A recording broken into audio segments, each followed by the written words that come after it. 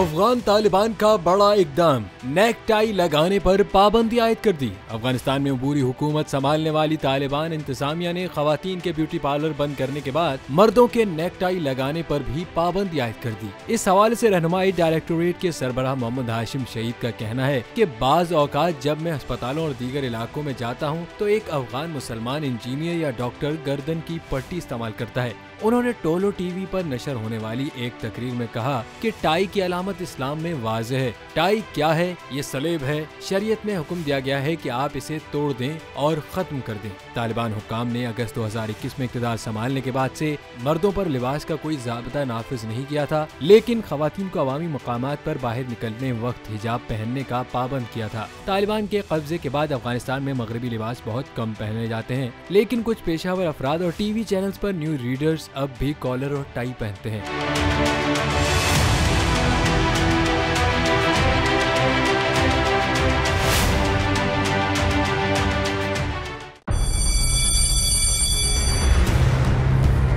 जामियात में चलता गोरख धंधा,